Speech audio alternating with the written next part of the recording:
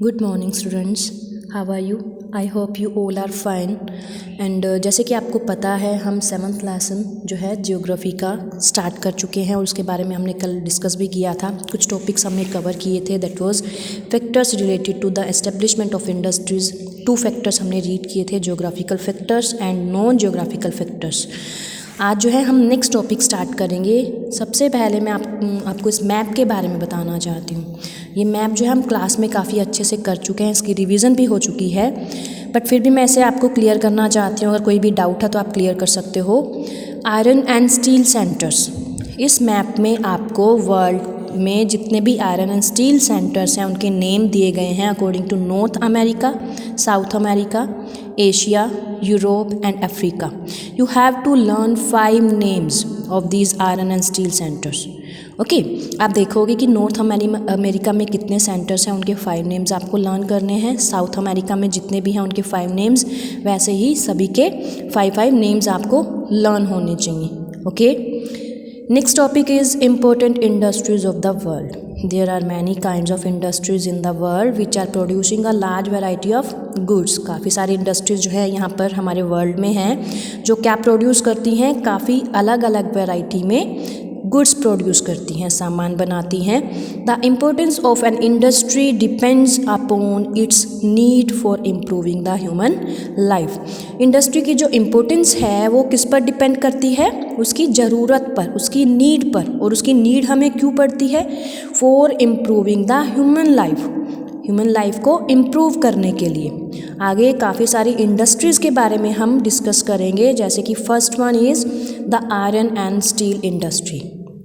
The iron and steel industry is so vital to industrial development as a whole that it is found in most parts of the world। ये काफ़ी important मानी जाती है और world के काफ़ी सारे पार्ट्स में जो पाई जाती है।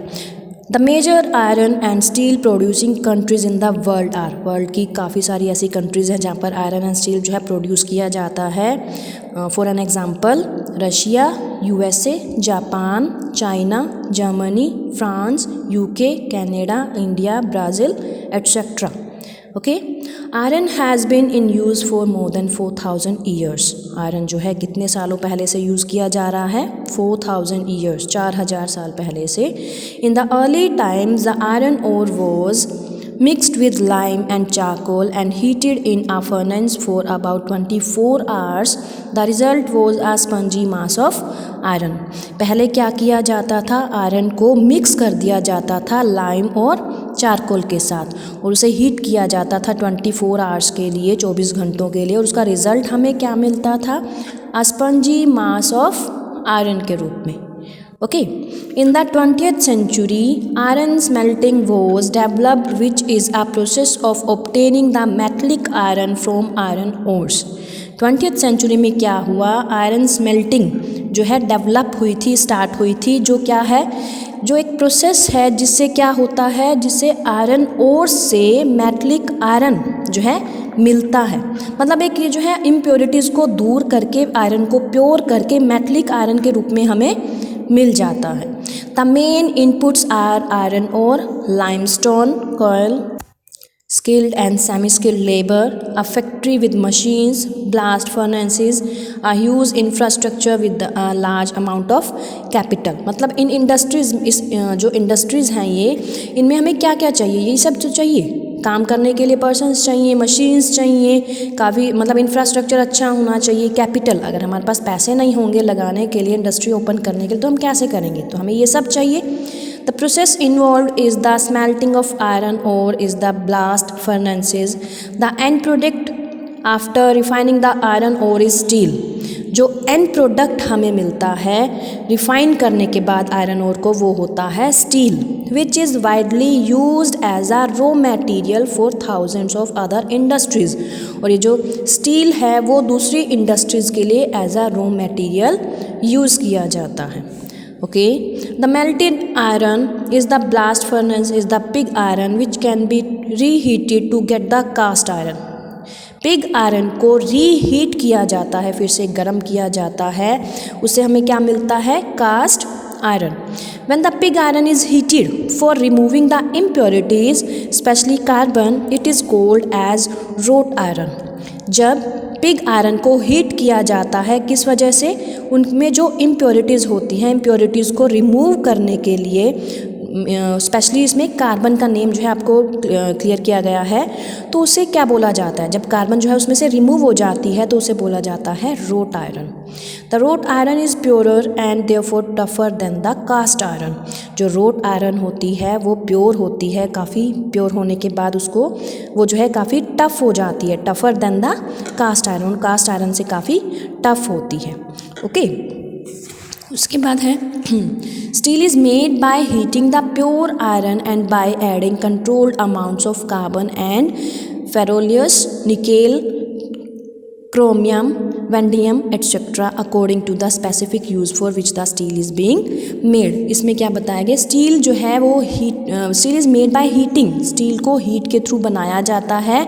The pure iron and by adding control, इसमें जो है ऐड किया जाता है, क्या ऐड किया जाता है? कार्बन एंड फेरोलियस, ये सब ऐड करने के बाद जिस चीज़ के लिए हमें स्टील का यूज़ करना होता है उसके अकॉर्डिंग जो है उसे बनाया जाता है। Steel is thus hard, strong and flexible. Steel कैसा होता है? हार्ड होता है, स्ट्रॉन्ग होता है एंड फ्लेक्सिबल होता है। Steel containing 0.4% of carbon is twice as strong as pure iron. As the carbon content increases, the hardness of the steel increases, but its strength decreases. इसमें क्लियर किया गया क्या किया गया है कि स्टील में जो है क्या किया जाता है? कार्बन ऐड किया जाता है, और कार्बन की वजह से क्या होता है? स्टील जो है, स्टील की हार्डनेस बढ़ जाती है, स्टील काफ़ी हार्ड हो जाता है, लेकिन इसकी जो स्ट्रेंथ है वो डिक्रीज़ हो जाती है। इसमें जैसे कि मैं पहले रीड किया था, as the carbon content increases the hardness of the steel increases. जैसे कि कार्बन अगर उसमें इंक्रीज होती है तो क्या होता है? स्टील की हार्डनेस बढ़ जाती है, लेकिन इसकी जो स्ट्रेंथ है वो डिक्रीज हो जाती है। अब जैसे आपने कई बार देखा होगा कि कई ग्लास ऐसे होते हैं जैसे हम मोल्ड कर सकते हैं, मतलब थोड़ा मोड़ भी सकते हैं। जैसे स्पून है, स्पून कई हल्के होते हैं, कई लाइट हैं, कई हैवी हैं, तो उसमें क्या है? जैसा उसमें कार्बन मिक्स किया गया है या जो भी मटेरियल उसमें मिक्स किया गया है उसके अकॉर्डिंग वो बन जाता है। In the early 19th century, the availability of raw materials, power supply and water supply were the deciding factors for the location of iron and steel mills. पहले क्या होता था? जितनी भी आयरन एंड स्टील मिल्स अगर कोई भी open करनी है तो उसकी लोकेशन है या जो उसमें पावर सप्लाई चाहिए, जो भी रॉ मटेरियल चाहिए, तो उसके लिए वो सब देखा जाता था। Later on the emphasis was on coal fields and efficient system of transport. उसके बाद जो है कौन सी फैसिलिटी हमें मिलने लग गई? उसके बाद हम ज़्यादा फोकस करने लग गए एफिशिएंट सिस्टम ऑफ ट्रांसपोर्ट। अगर हमारे पास ट्रांसपोर्ट फैसिलिटी होगी तो हम कहीं भी गुड्स को ट्रांसपोर्ट करके कहीं भी पहुंचा सकते हैं। Now more and more steel factories are located near the coast or where the port facilities are available. काफ़ी सारी जो स्टील फैक्ट्रीज़ हैं अब कहाँ पर लोकेटेड होती हैं? कोस्ट के पास या पोर्ट के पास, जहाँ पर सारी फैसिलिटीज़ हमें मिल सके। This helps in the import of iron ore and coking oil from other parts of the world. Today the steel plants are very big in size. ये हमेशा हम देखते हैं कि जब भी कोई भी बिज़नेस अगर हम स्टार्ट कर रहे हैं वो उनके कस्टमर्स के कितनी रीच में है। ठीक है, अब जैसे अगर कोई भी इंडस्ट्री हमने ओपन करनी है तो सबसे पहले हम वो सब फैक्टर्स देखेंगे कि अगर अब जैसे हमें पावर सप्लाई चाहिए, हमें उस लोकेशन पर पावर सप्लाई टाइमली मिल सकती है या नहीं मिल सकती, हमें रॉ मटेरियल टाइमली मिल सकता है या नहीं मिल सकता। ओके, तो ये सब फैक्टर जो है इंडस्ट्रीज़, कोई भी इंडस्ट्री हो उसके लिए ज़रूरी होते हैं। आफ्टर दैट सेकेंड जो इंडस्ट्री है the cotton textile industry. The making of cloth from various types of fibre is one of the oldest industries in the world. ये जो है काफ़ी पुरानी इंडस्ट्री है वर्ल्ड की। Its growth and development is closely linked with the advent of civilisation in the Indus valley in India and the Egyptian civilisation in the Nile valley in Africa. The Industrial Revolution in England in its initial stages centered around the cotton textile industry only. Mass production started first in Great Britain and then spread to other parts of the world. जो cotton textile industry है काफ़ी पुरानी है, काफ़ी time पहले से है। इसकी जो ग्रोथ एंड डेवलपमेंट है वो लिंक्ड है, जुड़ी हुई है किसके साथ? सिविलाइजेशन के साथ। कौन कौन सी सिविलाइजेशन? जैसे इंडस वैली है इंडिया में, इजिप्टियन सिविलाइजेशन है, नाइल वैली इन अफ्रीका है। तो इन सिविलाइजेशन के साथ साथ जो ये इंडस्ट्री है वो और भी डेवलप होती गई है।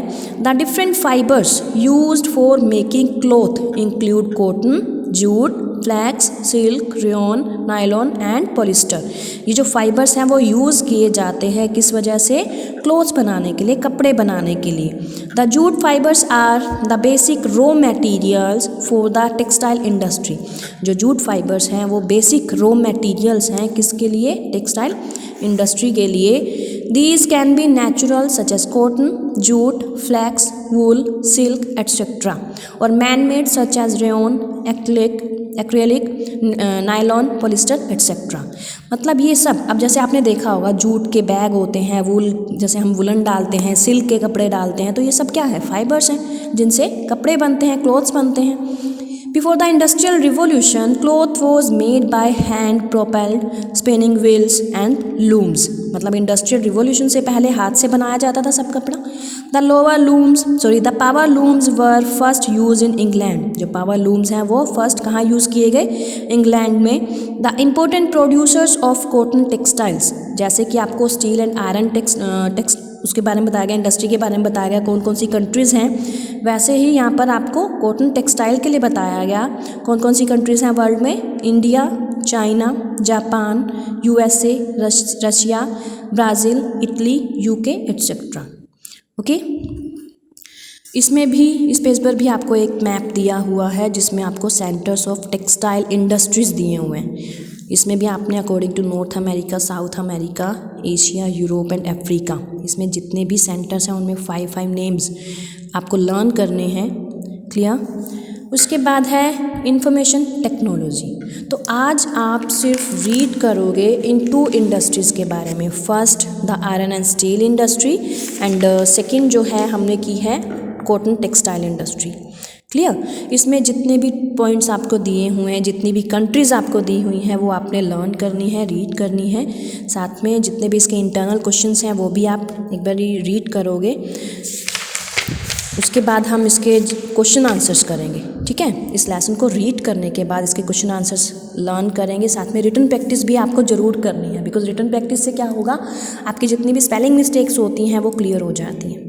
ओके बेटा, हैव अ नाइस डे।